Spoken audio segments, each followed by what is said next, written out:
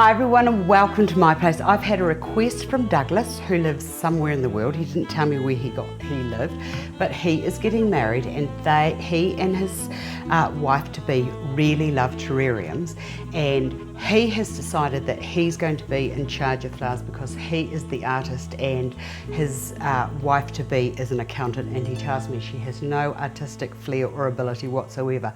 I bet she does, you're just not looking for it, Douglas.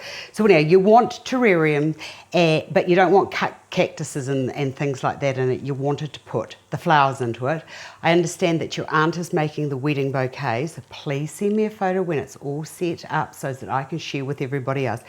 Now, you wanted to have something that was a little bit edgy, a little bit different. You wanted it to be easy because as a bloke you don't do flowers much.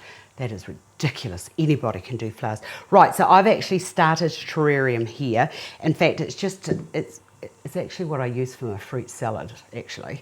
But it's a great container to be using. So what I've done, Douglas, is you can buy from the flower wholesaler rounds of floral foam or green foam. I think it's under the Oasis or the Ideal brand.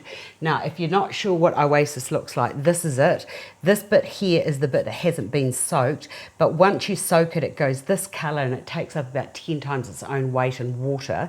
You just plonk it into a bucket or into the sink, put the fresh clean water into it and just drop it in, and don't push it to submerge it, just let it sink to the bottom. You'll know that it's fully saturated when the little bubbles stop rising to the top. Usually I leave them to soak overnight so that I know that they're done.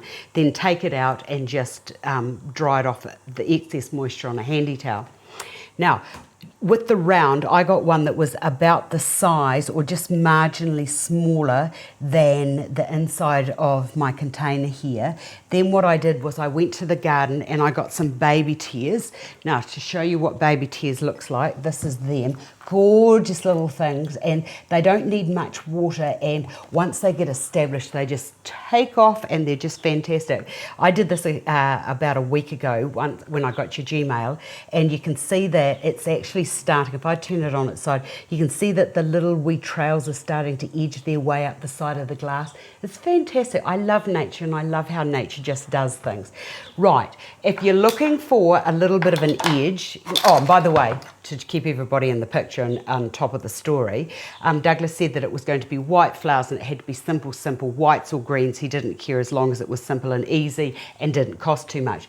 Now, for a little bit of edge, what I've done is I've got these little test tubes here, and what I did was I just got an artificial leaf. You can get a fresh leaf or a bit of flax or something, and I've just wound that around the outside, and then I got these little wee glass, it's wire.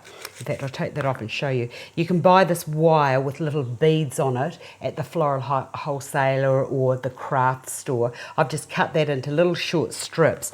I've glued that on, but just to make sure that it does all stay in place, just twist that around the outside like that, and it just actually adds another dimension and a little bit of glitter.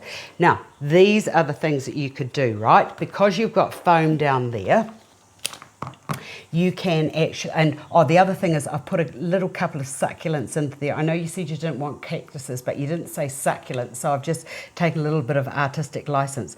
I love those little succulents because they look like little baby roses when you look at them. Just so cute, really. And the other thing is they're easy care. Get them in there and they just like look after themselves. Right, I thought we could have a little bit of hydrangea into there, so a little bit of a mound. Now, the other thing that you can do is getting your little test tubes. These could be, I don't know that I'm going to do this, but you might like to do this. Oh, well, yeah, we might do it. I wasn't sure how I was going to go with this, Douglas, so you just have to bear with me. I thought that you could put those into there, fill those with some water, and then I've got these little baby Lisianthus, little gorgeous little wee things that could go into there, like so, or using the green, using the green and the white, these could go, those there could just sit up if you wanted to, or you could have them with nothing in them, just the little test tube things sticking up. Depends on what you want to do. And then just getting your these little babies here, and then just pushing those down into there like so, and I'll put another one over and into there. And it's so easy having the foam.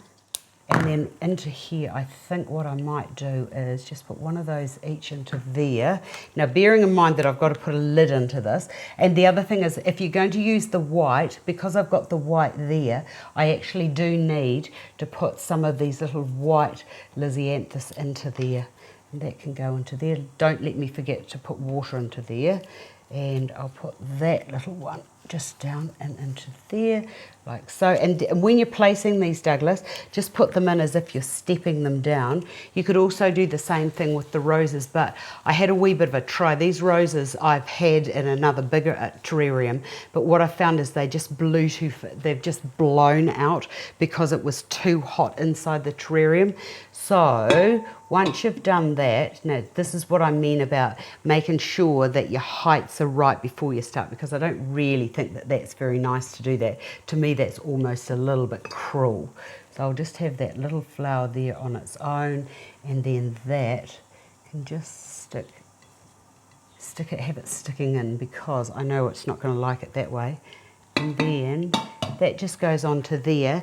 Now, you'll have to do this the day before. You can do this the day or even 2 days before the wedding or your event, but do keep the lid off it, because what will happen is the flowers will start to go mouldy. To get your flowers to last a little bit longer, if there's not enough water in there, moisture, don't forget that flowers take up water not only via their stems but also via their petals. So I think, Douglas, that there is no reason why you can't do that.